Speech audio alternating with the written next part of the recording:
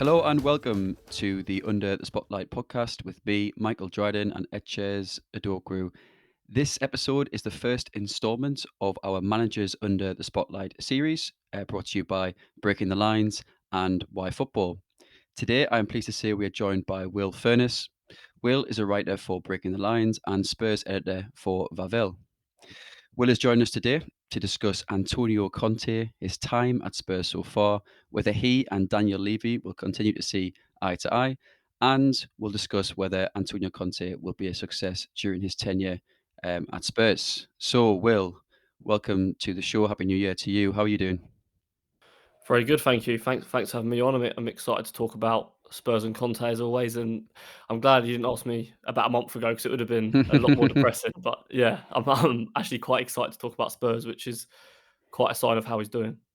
It's always nice. It's always nice to have something good to say. Um, Exactly. so yeah, I mean, if we'd possibly recorded this during Nuno Espirito Santo's reign as well, it might have been a very different, might have been a very different conversation. A very different tone, I think. And Etches, how you doing? Yeah, I'm good. My mood's been dampened a little bit because obviously I don't really want a Spurs fan on the podcast in good spirits. So it's up to me to try and put the difficult questions to Will to kind of lower expectations. But no, I think he does. I can imagine why Spurs fans are so happy because Conte has brought some positivity back to Tottenham because. Yeah, I can't lie. The thing about Nuno Espirito Santo is, he didn't. You're not going to invite him to the birthday party to cheer people up, are you? Like, he was a pretty drab guy. Didn't really have a great deal of energy, and the results weren't there. Oh. I mean, you wouldn't invite Antonio Conte over because he's likely to be shouting at your 5-year-old son. But he does deliver on the pitch, and ultimately, that's the aim of the game, right? Exactly. Like, yeah, as you said with Nuno, it's like probably one of the worst appointments after Mourinho I've ever seen because he sort of just has a lot of Mourinho tendencies. If you got, I mean, like you said, a bit low energy and stuff like that. So that appointment does baffle me most days.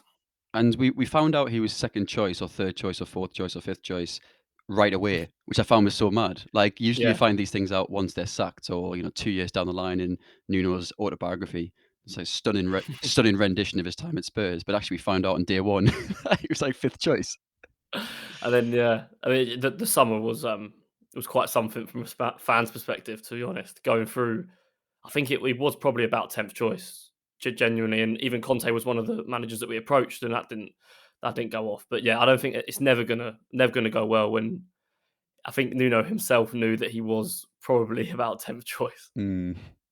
Yeah, it's always difficult. I mean, the shining light for that one, which is going a bit off topic, is I know Patrick Vieira was quite low down Palace's list. I think he had about 4 candidates ahead of him. Nuno was one of them. I can't remember the other 3. I think Eddie Howe. I think Nuno was one of them. Yeah, Nuno, Eddie Howe, and a few others. But yeah, he's doing a good job at Palace now. But kind of moving back onto all things Tottenham. So obviously we're doing this with Breaking the Lines. You have a fair few articles on the Breaking the Lines site discussing a variety of topics. Because you said you're in good spirits, I can only assume that you're a Tottenham fan. How long have you been following the club for? What would you say your earliest memory of being a Spurs fan is? Yeah, well, Spurs was sort of how I fell in love with football. Mm-hmm. I'm from Essex, so not far from London at all, and was lucky enough to have a season ticket for I think about 8 years, Okay. which stopped when we moved to the new stadium. So I oversaw some good times, but mainly some quite bad times as well. Yeah. And then because of that, I wanted to become a football journalist. So I'm currently at my last year at Derby University studying football journalism. Then from that sort of stemmed on to tactical analysis, and that's why I write for Breaking the Line. So it's natural for me to write about Spurs. Hopefully the articles don't come across too from a fan's point of view. Hopefully not, but I try my best. But yeah, my earliest memory is probably Juan de Ramos. Do you know who Juan de Ramos is? I know who Wendy Ramos is. You want to know how I know who Wendy Ramos is? Because I think Tottenham won every single game of pre-season Yeah, when he came in, and then I think he started the season terribly. yeah, we Like did. We I lost. can't. What was it? What was the record? I remember it was like a big thing. It was like, oh, Juan de Ramos. I can't remember the scores off the top of my head, but I know that Tottenham absolutely smashed pre-season. And we won the League Cup. Yeah. So everyone was quite excited, and then we lost every game pretty much. And then Redknapp came in, so then it got a bit better. But Yeah. yeah. One day Ramos, what a throwback that is. Yeah, I remember him. So kind of moving on to Antonio Conte himself, why do you think he went for Spurs? Looking at the types of clubs he's gone for, this marks a slight change in approach in terms of wealth of the club, in particular with Chelsea and Juventus as well, because they at the time they had a monopoly over Serie A. The squad as well, most of the squads he's been at, Inter included as well, have had, I'd say, more winners ready to challenge for the top trophies. You think of Lukaku, Hakimi, the Chelsea side as well with Costa and those players, and also the status. I think Tottenham have been in and amongst some of the better teams in the past 8 or so years, but haven't actually been elite winners compared to the previous clubs I mentioned. So why did you think he actually looked to Spurs? Yeah, I think that's a fair statement in terms of the status and wealth of the squad. If you look at Juventus, Chelsea, Inter Milan, I think we'd all agree that Tottenham haven't quite got the CV to compete with those clubs. But in terms of why he joined, and if you look at the sort of state, if you could say, of the clubs that he did join, especially Juventus, Chelsea, and Inter Milan, all quite in similar positions to Spurs. So Juventus were, I believe, finished 7th in the previous season, hadn't won the Serie A for about 10 years, and then he takes over. They win the Serie A. When he took over Chelsea, I think they just finished 10th or 9th. And then when he took over Inter, they hadn't won the Scudetto for another 10 years. Ironically, he actually started Juve streak and then ended it. But in terms of, I think it's clear to say that he enjoys rebuilding squads if he can see the potential for the end game, which I think he can at Tottenham because of what we've built off the pitch, if that makes sense. But in terms of, for me, I think he has to be in promised transfers, certain funds, because we've seen that Inter Milan, specifically, that he left as soon as there were financial troubles starting to build, and he knew that he couldn't build on the foundations that he made there through winning this area. So I believe that he has been promised transfers of funds, and I think Paratici as well, the sporting director, was huge in instigating the move. I don't think Conte comes to Tottenham without Paratici there, because obviously he worked with him on the Juventus, had a very successful 3 or 4 year period with the sporting director, and without him, I don't think he has the lure of coming, because in his eyes, he can see a rebuild there, and he can see that a sporting director that he's worked with before, who he also had to rebuild a Juventus side, albeit with, yes, better players than Tottenham, but Conte obviously backs his coaching abilities, and you can see why, because if you think about it, if he gets Tottenham to that next level of winning trophies, competing in Champions League every year, it's technically one of the best things he's done in his career, because no other managers managed to do it. So you can certainly see why, in my opinion, anyway. Yeah, no, I think that's a pretty good answer. I kind of going on from that as well. Do you think it's a case of didn't get the United job and went to Spurs? I've always been in the middle. I'm not too sure United wanted him as much as the media kind of projected, and I wasn't sure if Conte wanted to go there as much. Or do you think it was more of a case of, as you just said, the opportunity to actually propel Spurs forward is actually a pretty good one? It's a tough one. I do remember seeing some news reports come out about him being interested in the Man United job, and maybe it's just a fan of me that says no, he wanted Spurs from the start. But I'm not sure. It's hard to answer, because you could see the lure of Man United as well. Bringing Man United back to where they were, or even close to where they were, would be an unbelievable achievement, considering when you watch them play, like last night, for instance. You see how far off they are to be an elite club. So I can see, you can certainly see why he would have wanted the United job, but it would be a very different job for the ones he's previously taken over, where he has to sort of start again. With United, it's strange, because they've sort of got what they want on paper, but they haven't got it on the pitch. So I think it would have been an easier job than the Tottenham one, to be honest, for him, because of his coaching abilities. But an interesting one, and I think it was a case. I think Tottenham did sack Nuno because they feared that United would go in for him, because it was around the same time that Nuno and Ole were rumoured to lose their jobs. So I think Spurs acted just quicker than United, in my opinion. Yeah, I think if you look at the pattern of United appointments over the last few appointments, and in particular Ole Gunnar Solskjaer, I just wonder whether or not a regime like United and the execs at the top really wanted to have someone like Conte in there. I was So many of us have scratched our head as to why Solskjaer was the man for so long. And is it because it was a control thing? And with Conte, that's the opposite, isn't it? Yeah, first of all, I think Levy and Conte is probably a divorce waiting to happen. Levy's sort of famous for wanting control over managers, similar to the situation at Man United that you just suggested. Levy, you can't get that with Conte because Conte wants control over transfers. He wants everything done to the most minute detail. But as I said, Paratici, the middleman, probably smooths it over a bit, as well as Levy. Essentially, beggars can't be choosers, and the situation we were in is that Conte's a proven winner, and he's built Tottenham off the pitch, and now it's time to build us on the pitch. And if anyone's going to do that, with like next day delivery, it's Conte. So I think all the cards are in Conte's hands essentially. Yeah, I can't say I disagree with that one. It'll be interesting to see how those two go on. We've got a few more questions about that later on. So when talking about Tottenham, and obviously you're sitting here with a big smile on your face because they've been winning a few games lately. They're unbeaten, I think 8 in the league. I saw a stat where they've increased the number of shots on average, which I don't really like that metric because, if you're kicking the ball from 50 yards, it doesn't really matter if you're having more of them than the box. However, they're averaging more goals. I mean, the big stat, which I quite liked, is they're running a lot more. I think it's 14k more per average per 90 minutes, which is a big difference. I think Spurs have gone from 20th under Nuno to first in the league now. It's a small pool of information, but would you say this is the new Spurs or is it manager bounce? And the reason why I highlight is it manager bounce is because against Southampton, Everton, Liverpool and Palace, a man was sent off and Tottenham played in those games. I know that Tottenham, I thought they were brilliant against Liverpool. They were shaky against Southampton until the red card. I didn't catch the Everton game. So is it a mixture of, this is here to stay, this is the champagne football that Spurs fans deserve, or are we riding through a bit of a wave of new manager, new ideas, new team sort of thing, and it might plateau out a little bit later on?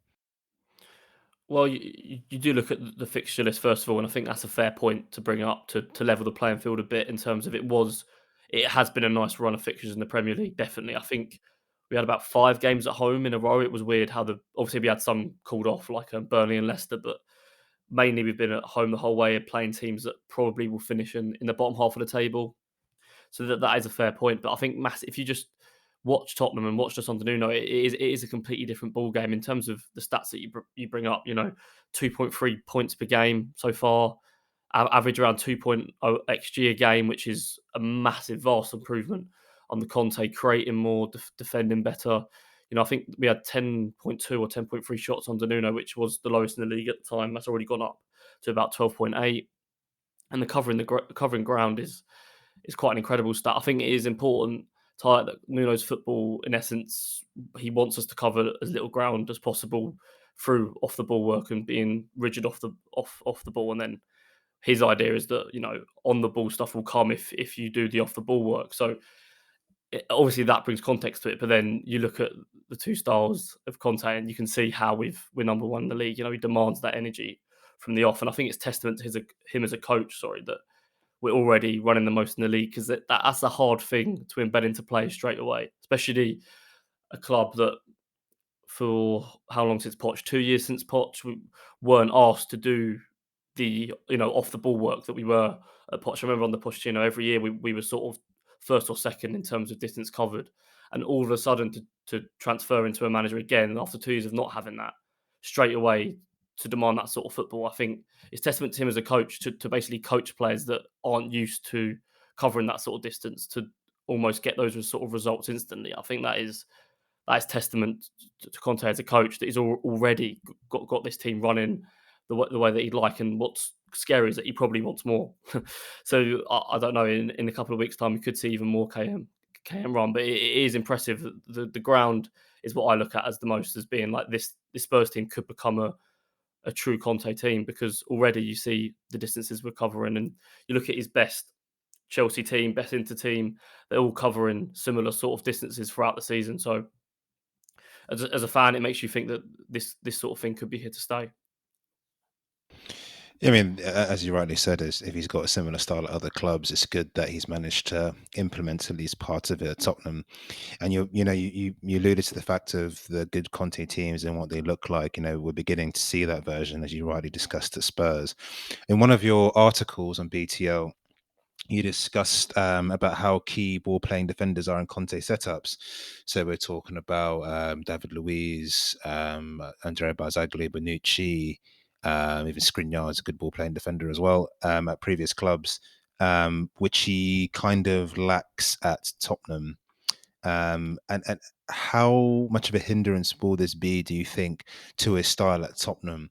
Or will this highlight one of, I think, Conte's greatest skills, which is maximizing his resources? Again, if we were to discuss another article, right, which is probably my favorite, the revamp of Ben Davis, and his role on the Tottenham side. I'm not saying Ben Davis is going to become the ball playing centre that Tottenham needed, but it's one of those things where could it potentially we see another player fill in that void, or will Spurs need to address that really quickly?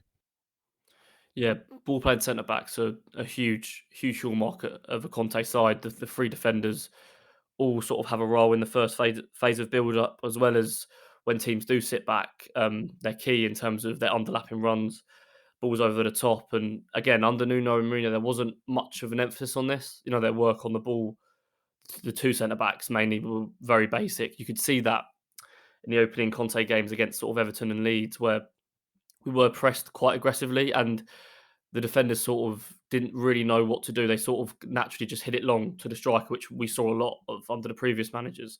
But Spurs weren't trying to do this. There weren't really Son or Lucas weren't really in positions to pick up the second ball. So you can tell it wasn't an intention, and you can tell it was sort of a natural thing for these centre backs just to kick it long when being pressed.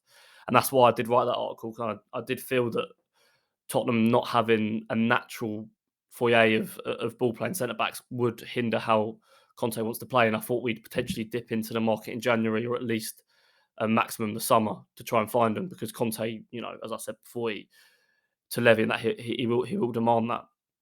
But since that article, I've seen some improvement in this area, I'd say, especially with Ben Davis, who I also wrote the article about. He's obviously playing at left centre half. He's working the angles really well with his left foot, sort of wrapping them balls in to Lucas and Son or Kane or even the centre midfielder light skip. And, having a left footer in centre half is really important. It essentially, as I wrote in the article, Yeah. splits pitch in two. And obviously, Ben Davis, is quite crazy, really. He's gone from I'd say potentially even third choice left back because many people wanted Ryan Sessegnon to be start having chances as a backup to almost being one of our most important defenders, and that is testament to Conte and how quickly his ways come in. But as I said, yeah, working the angles well with his left foot and also underlapping runs. But Ben Davis has been really dangerous in terms of running in between the space that Reguilon staying wide and Son shifting into the half space. That little avenue Davis has been running in them and causing a lot of havoc actually. And you can see it at Bastonia Inter that it was a very, very similar role. And already that Ben Davis looks like he's performing similarly. And that's just testament to how Conte maximises resources, as you said, because within 8 games, Ben Davis looks like a completely different player. And similar to Dyer as well, I'd say in a sense. He's stepping out from middle centre half, finding some excellent long range switches, even balls over the top against Liverpool. He was probably one of our most creative players in terms of finding runners in behind. And I think Dyer's always had that, but he hasn't really had the control or the manager that sort of gets it out of him. But again, that's similar to maybe David Luiz, and he always used to switch the ball out to wing backs either side. So yeah, you can already see him working his magic in a sense with the back three because even a couple of weeks after that article, Conte's made my piece look quite stupid. So no, yeah, very impressed with how they've taken to it. But I still think it probably is an area in which I would look to dip into the transfer market because I still think if Spurs are pressed well and aggressively, I still think you would see similar issues. But for sure, we've improved in that area in the last few weeks. Yeah, 'cause I think a lot of people will be scratching their head or have been around like Dyer's like kind of retained inclusion, but it can be so valuable in that system to have a player that can move from say centre half role into almost like a CDM role Yeah. almost instantaneously because you can switch almost your formation, your system straight away if you need to change intensity or you need to change well your shape as you look to maybe chase a game you're losing or whatever But go back to Reguilon and Davis. It reminds me of Azpilicueta and the use of him at Chelsea under Conte. And watching Spurs now, and I've seen a few games recently, Reguilon is so high. He was against Watford. He's almost like a left forward. Yeah, I think Reguilon was always one to watch. He has definitely suits the sort of role that you mentioned, rather than a left back in a back four. I think Mm. he's slightly too erratic, I'd say, for a position like that. I think he does have a mistake in him, and he's not quite. Sometimes I just look at him, and I think he just needs to just breathe, just take 2 seconds, and then make your decision. He's a bit too erratic, and I think that's something that Conte can coach. But in terms of aggressively running into space created, born for the role. It's just working on that moment where he just needs to calm himself down. But I think he will do that, and I think Conte could see that. And I think that's an attribute that Sessegnon has really well, which is he's quite calm and measured when he needs to be. But for sure, Reguilon is suited for that role, given a license by Ben Davies tucking in behind him, and also Skip or Højbjerg tucking in to Mm. sort of protect the space that he leaves. And yeah, the wing backs, as you said, essentially hugging the touchline is huge in Conte side, stretching the pitch. We've seen that throughout his career. I think, yeah, definitely. I'm going to take that advice that you said about just breathing and relaxing when I next play Power League, because I think I need to implement that sort of style. Dryden can adhere to that as well. Well, But I thought you were going to say Football Manager. either or, I think I need it in both. But we discussed obviously the improvements that have been made for the likes of Ben Davies and as well, even Eric Dyer. I think you mentioned a really good point. When you've got centre halves that can step into midfield, the angles of your attack change so much more, and you become less predictable. Sides really get on you, when they can press you high and they know you're limited. They know you're a weak link. They know you're going to hoof it. And when you got that option, then sides kind of back off and think, okay, he's got a few options here, so it's good to see that they're improving. But there are other players at Tottenham as well that you could argue are not first choice, or potentially on the periphery. So, we've got misfits such as Ali. You did a piece again on his decline. We saw improvements against Liverpool. He had a good game overall and had 2 or 3 great half/full chances to really score or cause some damage. But can his Spurs career really take off again under Conte? And what about the likes of Harry Winks? I can guess where that one's going to lean, but also Ndombele and Lo Celso.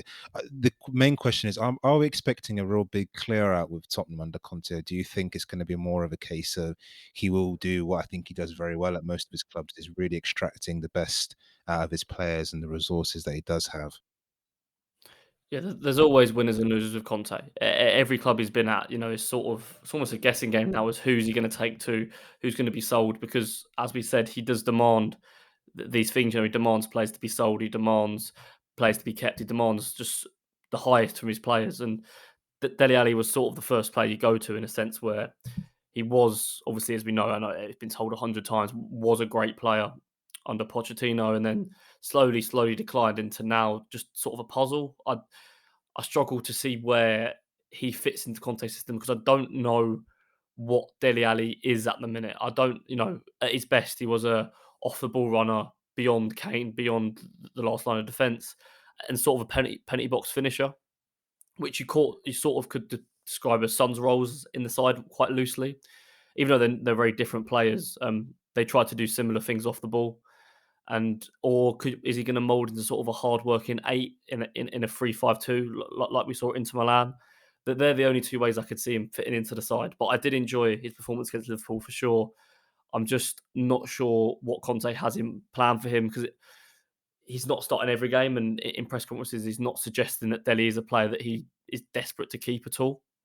And he's certainly, for me, not in Tottenham's best team at the minute. So for me, he has to sort of start impressing in cameos.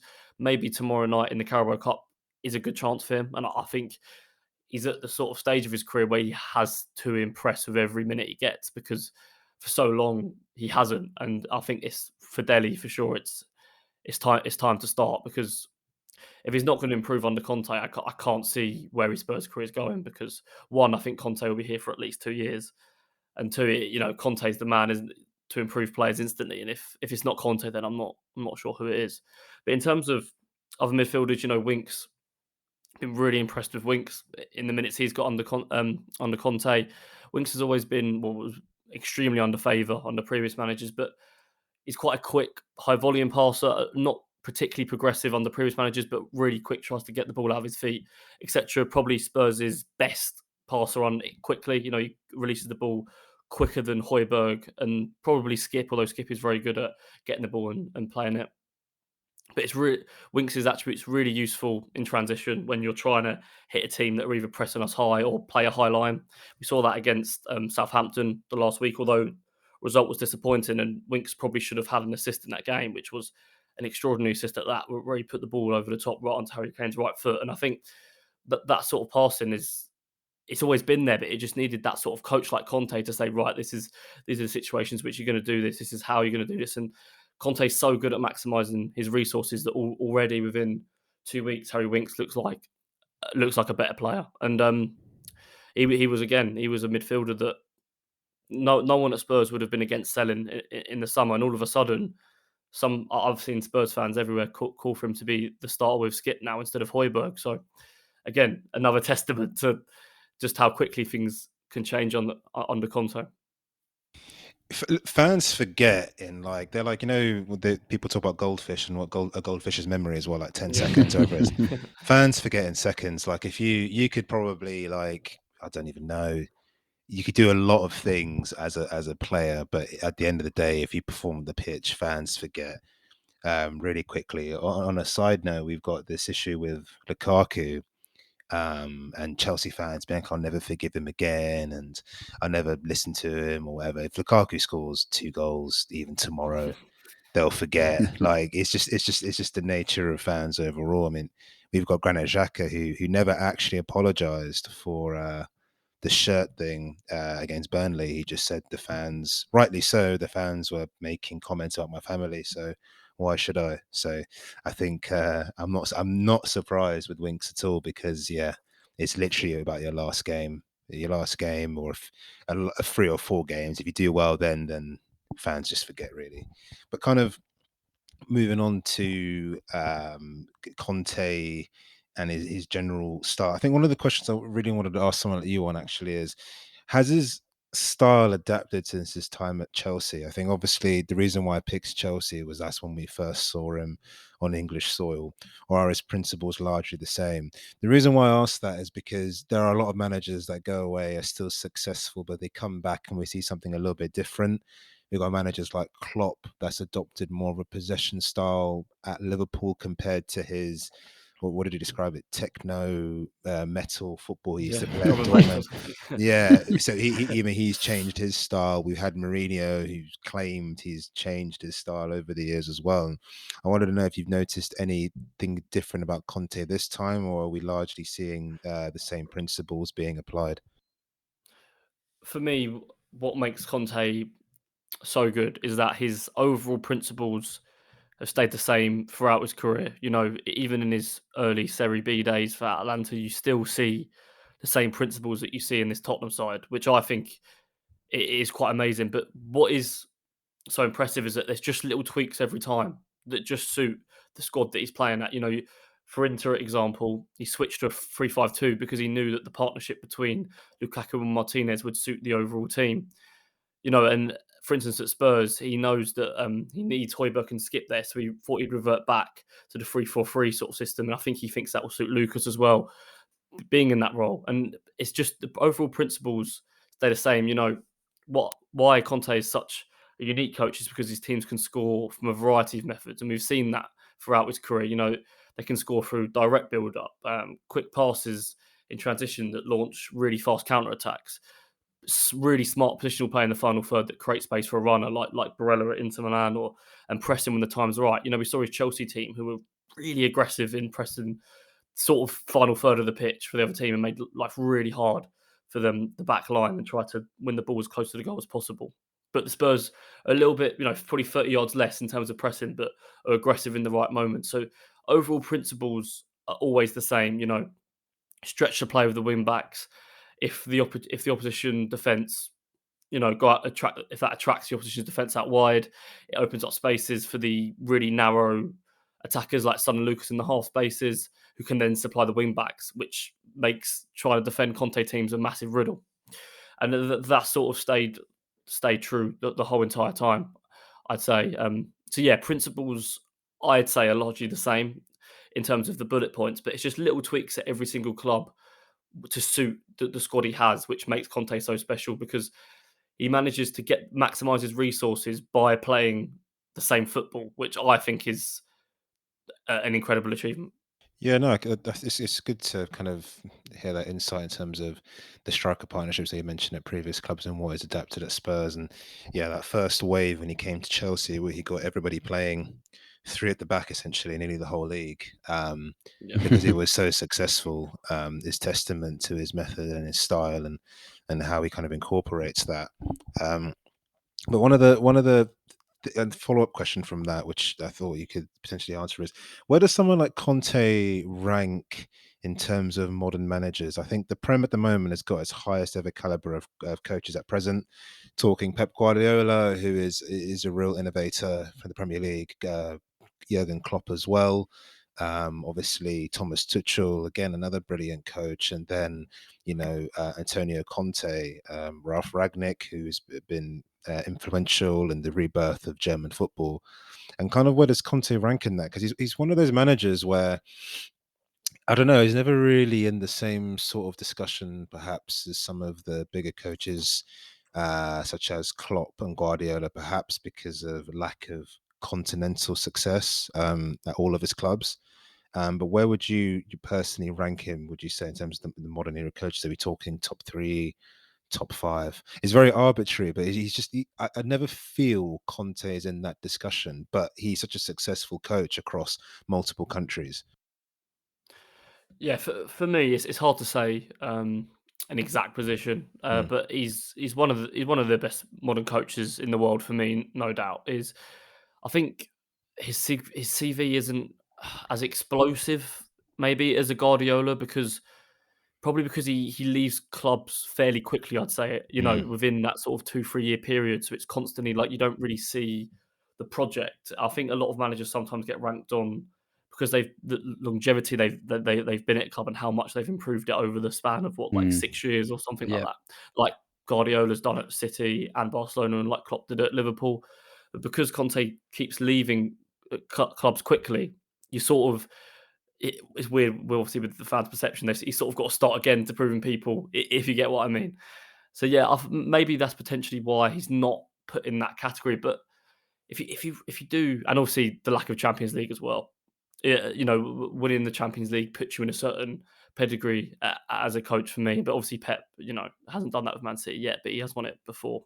But Conte winning the Champions League would probably solidify his place in one of the best modern coaches in the world. But he's still right up there, and I think Spurs are very, very lucky to have his services, as their antics in probably the whole entire history, the modern history anyway, doesn't necessarily deserve a manager of his caliber at the club. But yeah, to answer your question, for sure, one of the best in the world for me. He's up there with Klopp and Guardiola. Maybe that's biased, but my opinion.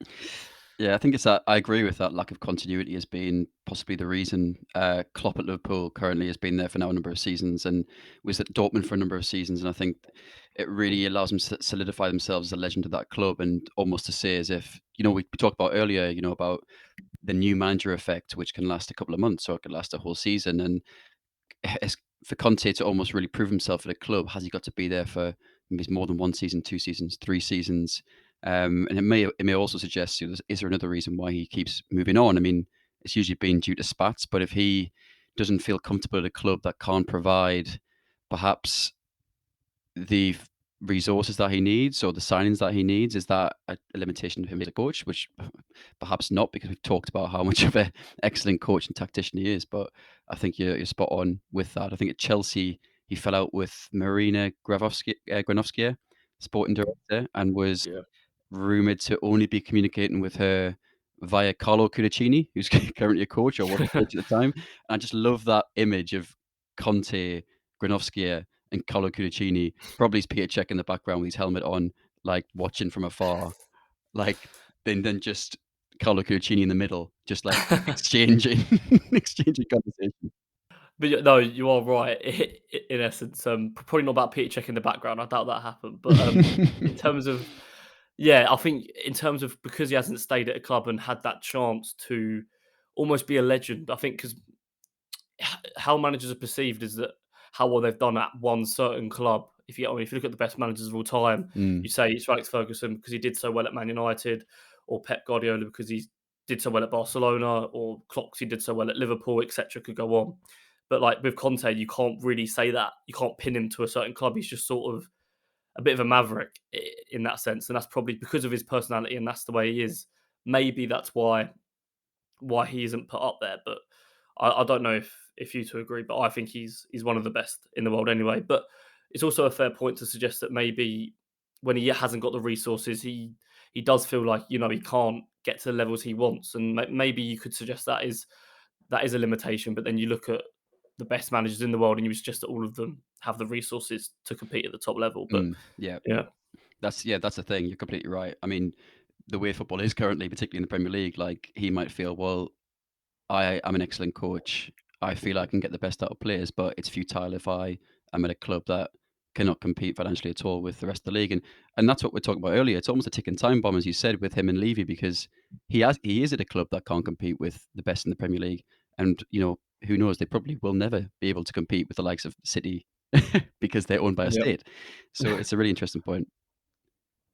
Yeah, it is. It is, and I mentioned earlier about Levy and that relationship. And you're right in terms of just simple facts. Spurs, obviously, a very wealthy club. Obviously, we know that, but nothing in terms of Man City and Man United and clubs like that. But if we're not, then we've got to have smart recruitment. And I think he must have been promised something. He must have been promised money, or he must have been promised certain players. Because for me, Conte is a very smart modern manager. He knows, he knows that you've got to pay to win, and that's why he demands resources from above. That's why he left Inter Milan after winning the league, because he knew that they were going to sell Lukaku and going to sell Hakimi, and he won't accept that at Spurs. And he must have been promised one, that we weren't going to sell Harry Kane, etc., and things like that.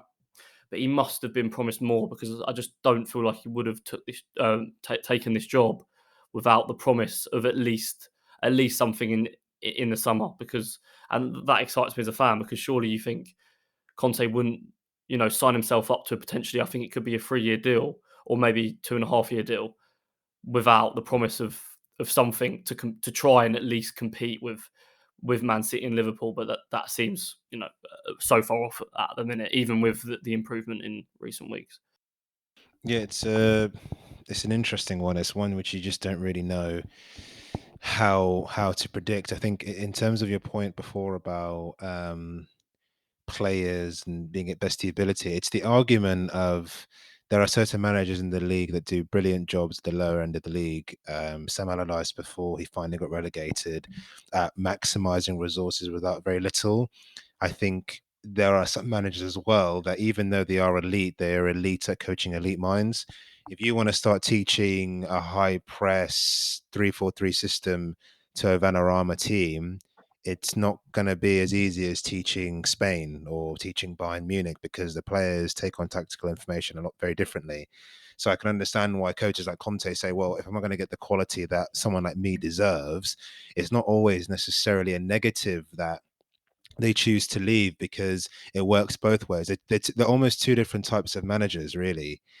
Guardiola didn't like his first set of fullbacks. I think he had Zabaleta, Gael Clichy, Bakary Sagna, and someone else. He went and bought Benjamin Mendy, Carl Walker for 100 million each. I think Danilo may also have come in. Like, he basically revamped all of his fullbacks, because it's like he would rather invest in players he knows he can coach than players he doesn't necessarily think he can coach. And I think Conte is from the same sort of cloth, because, as you said, they're the best in Europe and in the world. So why should they expect any less?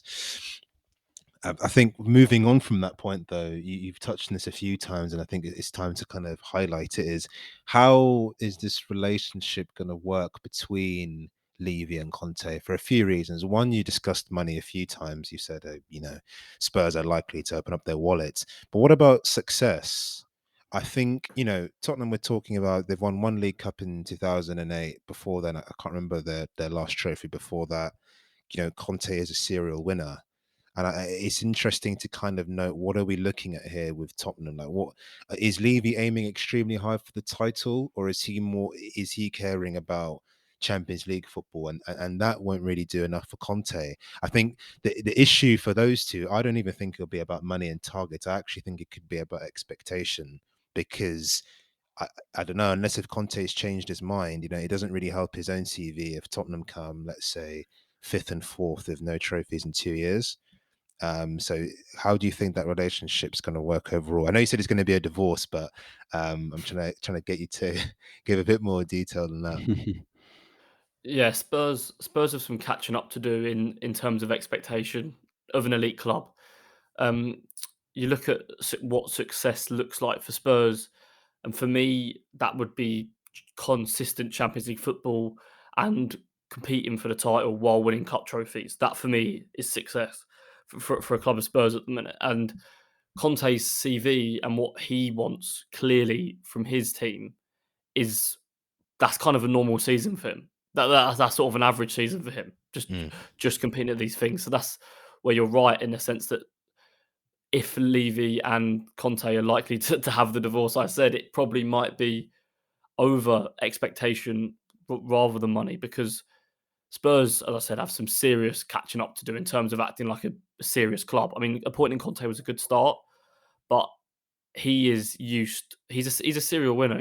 Everywhere he's gone, he's won trophies in the way that he wants to pretty consistently. I don't think he's been at a trophy since Juventus where he hasn't won a trophy, apart from the national team in Italy, obviously.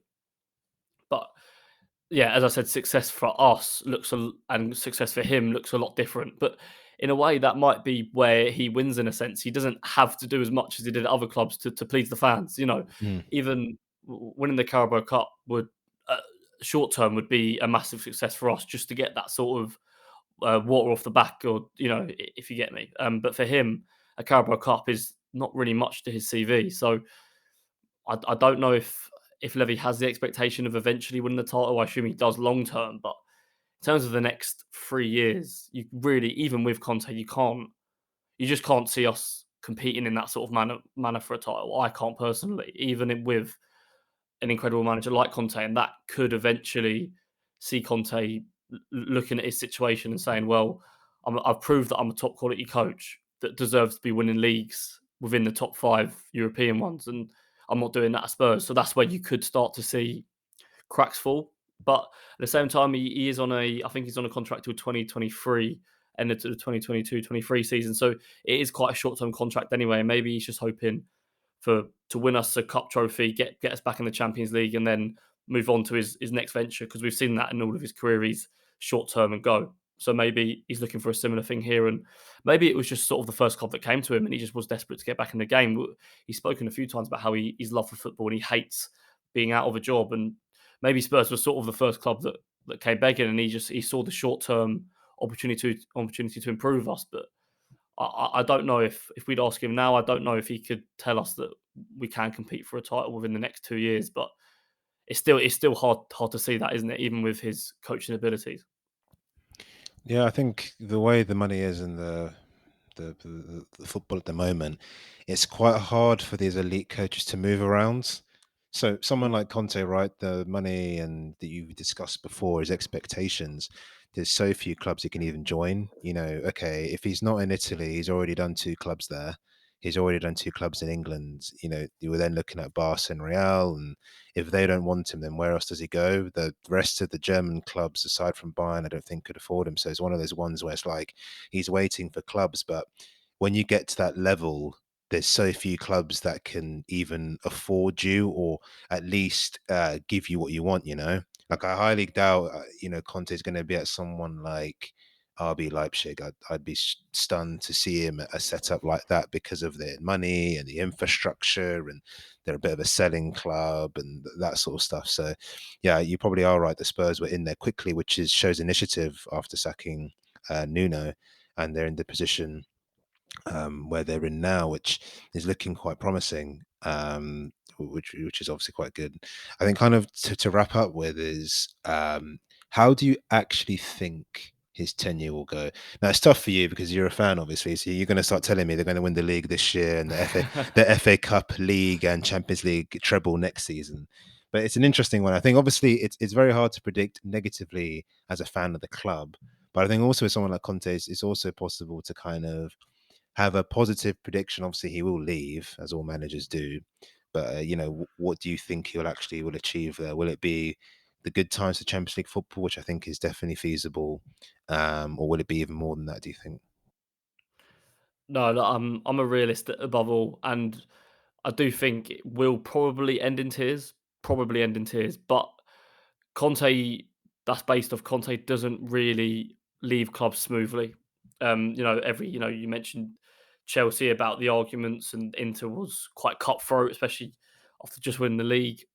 And but what I think he will bring us is one hell of a ride. And already a month in, he's been at the club. He's already brought back an energy which I haven't felt since peak Pochettino. And before that, I never felt that with Tottenham Mm, before peak. So it's only the second time, really, I'd say that I've felt genuinely excited about the next Tottenham game. If you get what I mean, and yeah, excited for where we could go in the next year and a half, 2 years. I I can't say what that will be, whether that's an FA Cup, whether that's a Champions League run, getting in the Champions League. I don't know, but I know that it will probably end sour, probably. But I think what he will give us is, yeah, as I said, a ride full of energy, fun, and probably arguments. But it's something a lot different to what I've ever felt as a fan. Even a month into Pochettino, I had serious doubts. We still looked like a side that wasn't good enough for the Champions League, but the improvements that I've already seen in a month, because I watch pretty much every game, I've never seen an improvement as quick as this. I know it sounds quite dramatic, but it's just what I'm feeling. And yeah, the energy that he's brought to the club is incredible in such a short space of time. So I think it'll end in tears, but I think it will be an exciting ride and one that we'll look back on in a few years and think, wow, that actually happened. yeah, definitely. I think yeah, it's a good, honest answer. I think yeah, I'm a realist as well with my team, and I think yes, I think or whatever happens with Antonio Conte, it will be newsworthy either in terms of success or perhaps in terms of failure or a random departure, depending on how things go. Because I think with Tottenham, there are a lot of things which are delicately poised. Obviously, Kane's future and just generally this season, they're doing quite well now. But what happens if it's another year without Champions League football, and how is that going to be resolved? If Kane leaves, will he then go? Who will they even sign to supplement the great players that they already have? Are we going to start seeing world stars join Spurs? That we haven't really seen a true guy I've thought wow. Obviously, some of those players have ended up being that way, but not a true superstar sort of Yeah. sign for Spurs in a while. Mm. Interesting to see if that comes in, or are we going to see more Romero's, guys who are known in Europe as being really the next big thing per se, and spending big money on that, and then seeing them play that way. Only time will tell. And those the star men of Spurs, if you think about an attacking sense, are Heung-min Sung is actually 29, which I looked at before this episode and was surprised by just because of how youthful he looks. I think Moore is also 29, Kane is 28. So the modern footballer perhaps can play until mid-30s, but you still think with Spurs, as much as it's a potential project for anyone, Conte, whoever comes in, their key players are actually getting a bit older, so it really is a consideration to think about in terms of squad building for Spurs, I think. But one final question for the both of you is that in 2 weeks' time we have my favourite derby in the Premier League outside of my own team's derby because we're now in League One. Who is going to? I'll start with you, Will. Predictions for the North London derby in 2 weeks. Oh, I never like predicting North London derbies. Always ends up in especially not when I'm being recorded. But I'm actually going to the game, so I can't wait for that. But it's hard to say. Arsenal quietly, I have been impressed with their season, apart from the first few weeks, obviously. But yeah, they look like the team that Arteta was trying to be for 2 years, and that they finally feel like they have the player profiles to match that. And I've been impressed with their work. But at our stadium, I think I could see us just edging the win, just edging the win. I think Conte is a lot more of an experienced tactician, Arteta, and you usually see when Arteta goes against these sort of experienced modern tacticians that Conte usually gets the better. Not Conte, sorry, managers of that caliber, Pep, Klopp, etc., usually get the better of him. So hopefully that stays the same. Cheers. North London derbies, I think, in our heyday under Arsene Wenger, we hardly won at the Lane. I can't remember the precise number. I think Wenger may only have won there 4 times or 3 times. Not many. A lot of draws and a few losses. Often the home side has a very strong advantage, which leans towards Spurs. I would probably go for a draw. I think one thing Arteta has changed, which you highlighted in terms of player profiles, is he's gone away from home and has decided to play his normal style. Earlier on in his tenure, he tended to go away, especially to City, Chelsea, and Liverpool. Played quite conservatively. Did that in the run to the FA Cup, where we sat very deep, played in the counter. This year in particular, we got smashed by Liverpool, but he actually went for them, went for City, and we actually played very, very well. I think he will try to do the same at Spurs. Without Thomas Partey, the African Cup of Nations, Gabriel suspended, you probably would lean towards a Spur victory, but I'll probably go with a draw, an eventful draw as well. Harry Kane will probably score again.